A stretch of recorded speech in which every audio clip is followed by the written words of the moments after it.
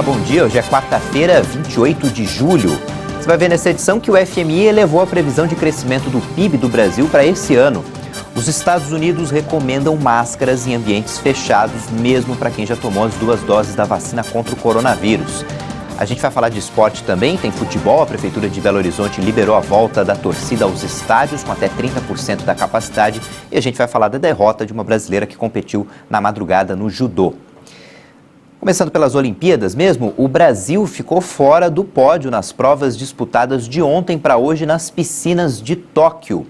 No revezamento 4x200 livre, o time brasileiro ficou na 8ª posição. Nos 200 metros borboleta, o Leonardo de Deus ficou na 6ª posição.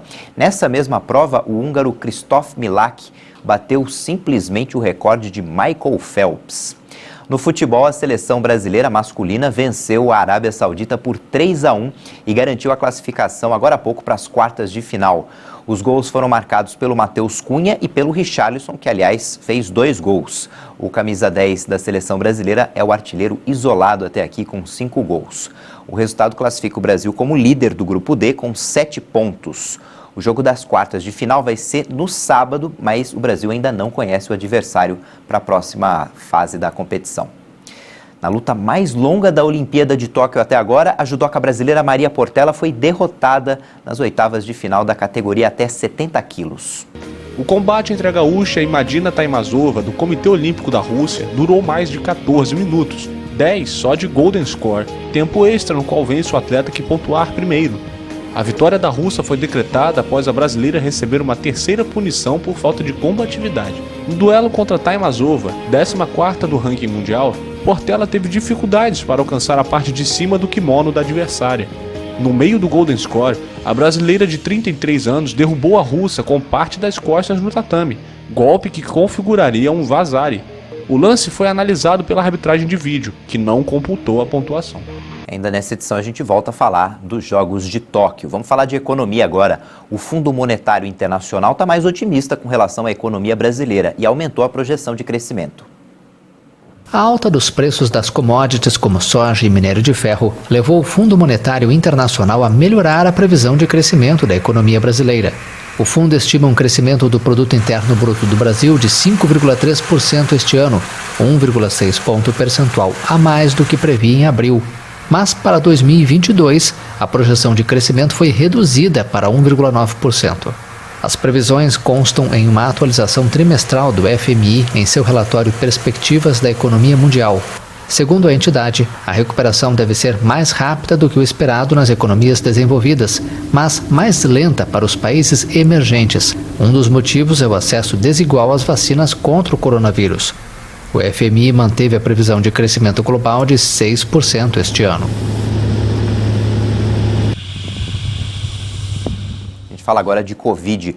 Um estudo sobre a Coronavac não prova a necessidade de reforço com a 3ª dose.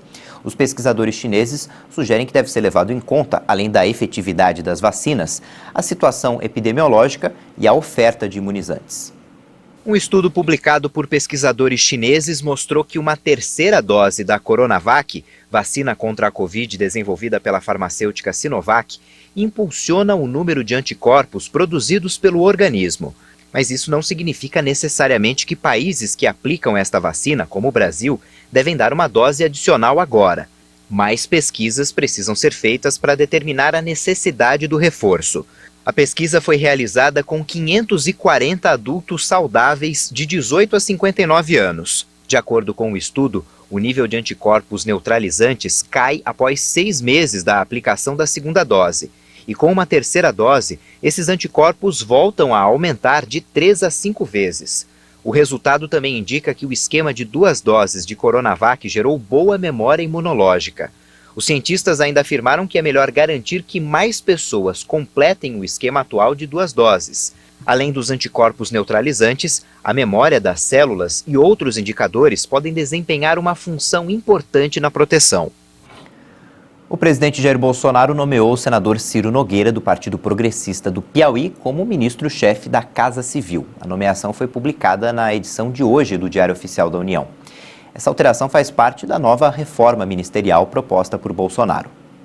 A dança das cadeiras começou na última quarta-feira. Em março, a deputada federal Flávia Arruda foi inserida no núcleo do Palácio do Planalto a convite do presidente Jair Bolsonaro para conduzir a articulação política na Secretaria de Governo. Agora, com Ciro Nogueira, presidente nacional do Partido Progressista e integrante do Centrão, Bolsonaro atende a um pedido antigo de deputados e senadores. Considerada o coração do governo, a Casa Civil é uma pasta estratégica para a articulação política do Palácio do Planalto e é responsável pela coordenação entre os ministérios. O ministro-chefe da pasta é considerado o braço direito e o principal interlocutor do presidente da República. Atualmente, a Casa Civil é comandada pelo general Luiz Eduardo Ramos. Com a chegada do senador Ciro Nogueira à Casa Civil, Ramos irá para a vaga de Onyx Lorenzoni na Secretaria-Geral da Presidência. Por sua vez, Lorenzoni irá assumir o Ministério do Trabalho e Emprego, que será recriado. Diferentemente de outros casos, foi o próprio senador que anunciou a confirmação e não Bolsonaro. O político do PP fez o anúncio por meio das redes sociais e pediu a proteção de Deus para cumprir o novo desafio. Afirmou que, para exercer essa missão, contará com o apoio do presidente da Câmara dos Deputados, Arthur Lira. Na manhã desta terça-feira, o presidente Jair Bolsonaro se reuniu com o senador Ciro Nogueira, o general Luiz Eduardo Ramos, o ministro Fábio Faria, da pasta de Comunicações, Flávia Arruda, da Secretaria de Governo, e com o presidente da Câmara, Arthur Lira.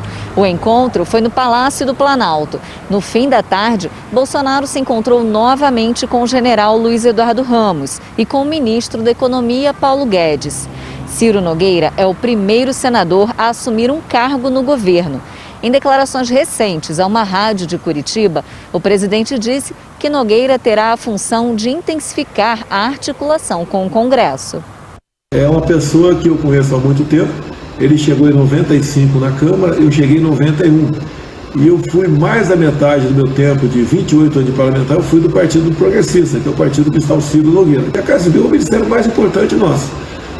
É o que trata, inclusive, da coordenação entre os ministérios. Então, é uma pessoa que nos interessa pela sua experiência, que pode, no meu entender, fazer um bom trabalho aqui. Agora, o governo contará com 23 ministérios no total, incluindo a pasta do Emprego e Previdência Social, que será recriada. Com a ida de Ciro Nogueira para o governo, Eliane Silva Nogueira Lima, a mãe do senador, também filiada ao Partido Progressista, assumirá a vaga no Senado, por ser a primeira suplente. Ela só não assumirá o cargo caso se declare impedida. Nesta hipótese, o segundo suplente é o prefeito de Picos, no Piauí, Gil Paraibano. A capital paulista estava há 34 dias sem chuva e mais de 74 dias sem uma chuva significativa. A madrugada e a manhã de hoje vão ser marcadas pelas baixas temperaturas, aliás, estão sendo marcadas pelas baixas temperaturas e a chuva, que deve durar o dia inteiro.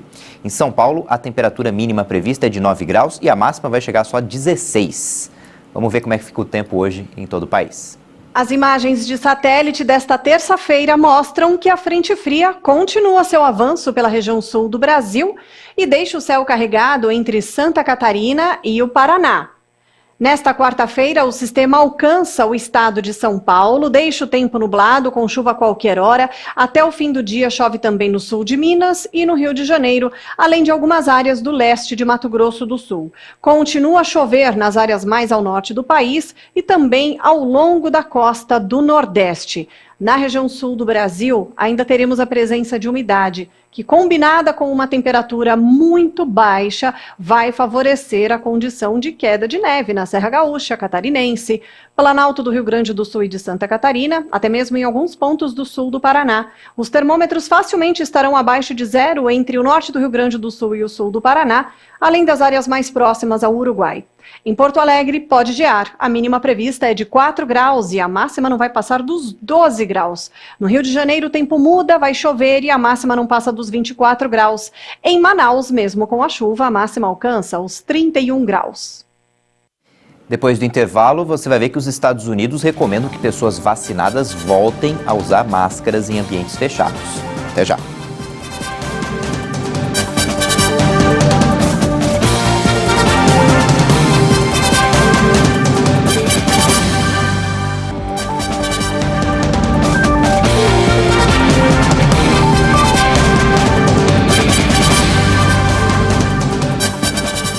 O Brasil passou de 551 mil mortes pela Covid-19 desde o início da pandemia. A média de óbitos pela doença é a menor desde 22 de fevereiro. O Ministério da Saúde informou que o Brasil registrou mais 1.333 mortes por Covid-19 em 24 horas. E o total chegou a 551.835 vítimas desde o início da pandemia. Também foram confirmados mais 41.411 novos casos de infecção pelo coronavírus em um dia.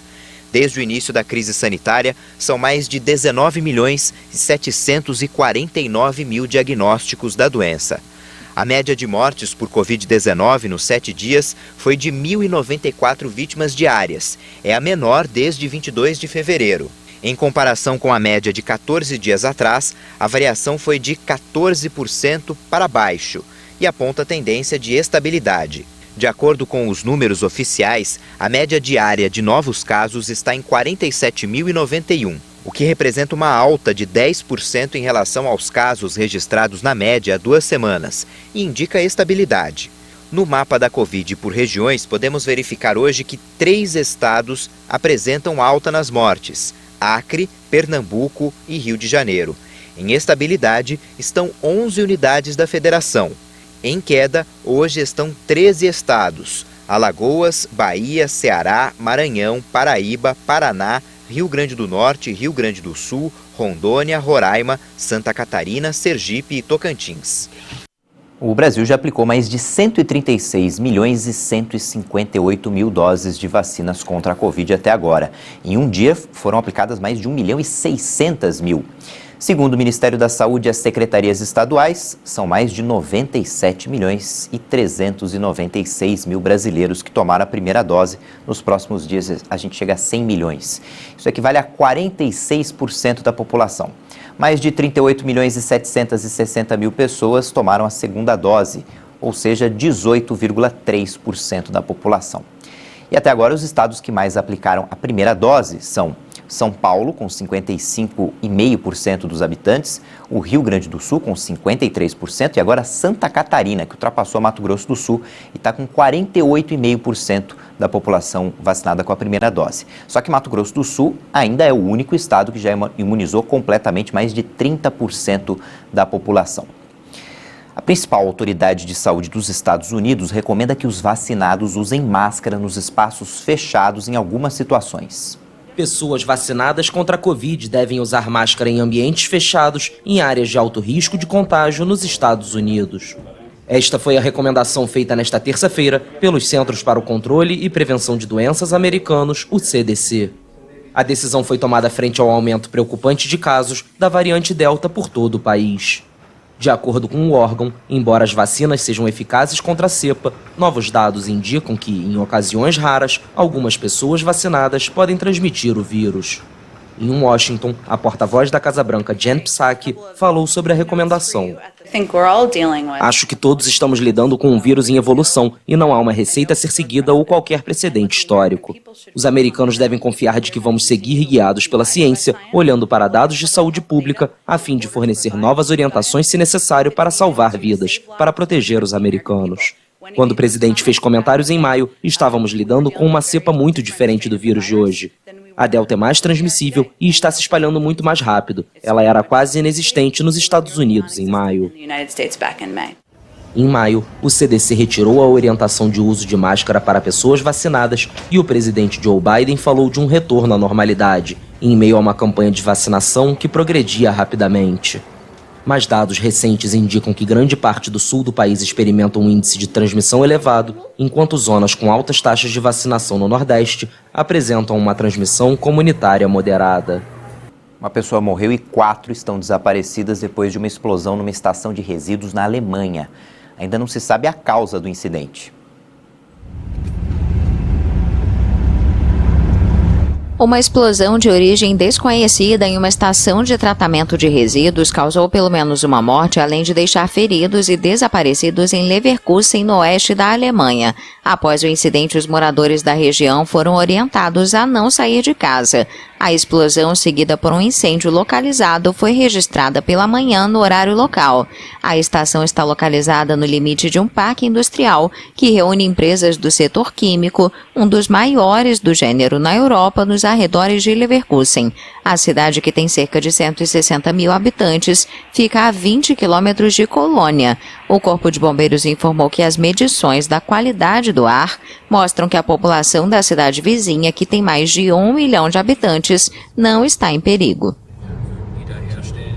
O presidente Jair Bolsonaro assinou o decreto que cria o Sistema de Integridade Pública de Combate à Corrupção no Poder Executivo. O ministro Wagner Rosário, da Controladoria Geral da União, participou da cerimônia. Segundo ele, o projeto de integridade pública para o combate à corrupção foi apresentado pelo governo ainda no ano de 2020. Em dezembro de 2020, o governo federal apresentou a toda a sociedade o seu plano anticorrupção, composto por 142 ações. Hoje, dando continuidade a este trabalho, que foi gestado pelo Comitê Interministerial de Combate à Corrupção, também criado nesse governo, temos o prazer de realizar duas importantes entregas. A primeira delas, a formalização do Sistema de Integridade Pública do Poder Executivo Federal, que corresponde à ação 27 do plano. E também o lançamento do painel de recomendações internacionais, que corresponde à ação 44 do plano. A primeira delas, e a razão de ser do nosso evento, é a edição do decreto que institui o Sistema de Integridade do Poder Executivo Federal. A formalização de um sistema estruturante de integridade representa a evolução de uma política pública iniciada há mais de 5 anos, momento em que pouco se sabia sobre integridade e em que a adoção desses programas contribuiria para o crescimento do nosso país. No âmbito do Poder Executivo Federal, a Controladoria Geral da União é o órgão responsável por coordenar e disciplinar as atividades relacionadas à promoção da integridade pública. A CGU atua em diversas frentes para cumprir essa competência, fazendo a interlocução com os órgãos, promovendo capacitações, publicando material informativo e normativos referentes ao assunto. De acordo com a portaria da CGU, o governo federal tem se empenhado em promover a integridade pública como forma sustentável de combater a corrupção, restaurar a confiança dos cidadãos nas instituições públicas e prestar serviços públicos com mais qualidade. Segundo a CGU, essa busca pela integridade tem norteado a adoção de iniciativas que envolvem o aumento da transparência, a gestão adequada de recursos, a adoção de mecanismos de punição de agentes públicos por desvios e o estreitamento do relacionamento do Estado com a população. A Prefeitura de Belo Horizonte anunciou a volta do público aos estádios de futebol. O público vai ter que apresentar testes negativos de coronavírus para poder acompanhar as partidas.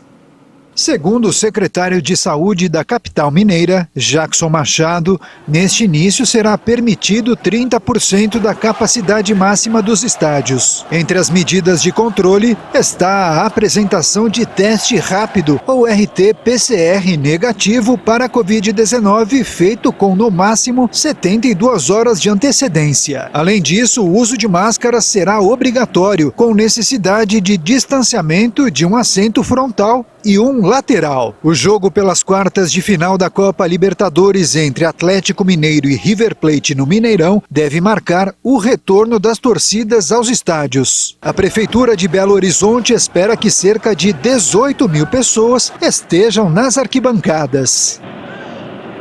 Falar dos Jogos de Tóquio, o Japão, país sede, lidera o quadro de medalhas. Tem 21 medalhas, sendo 12 de ouro, 4 de prata e 5 de bronze. Tem menos do que os Estados Unidos, mas tem mais medalhas de ouro, por isso na primeira posição. A China está na segunda posição com 11 de ouro, 5 de prata e 8 de bronze. E os Estados Unidos em terceiro, 10 de ouro, 11 de prata e 9 de bronze. Os atletas da Rússia até agora já conseguiram 5 medalhas de ouro, 8 de prata e mais 5 de bronze. O Brasil não ganhou nenhuma medalha de ontem para hoje, continua com 5 medalhas, caiu para a 18ª posição, uma de ouro, 2 de prata, 2 de bronze. Essa edição fica por aqui, às 10 da manhã tem outras informações e no YouTube você pode rever nossas reportagens. Tchau, bom dia.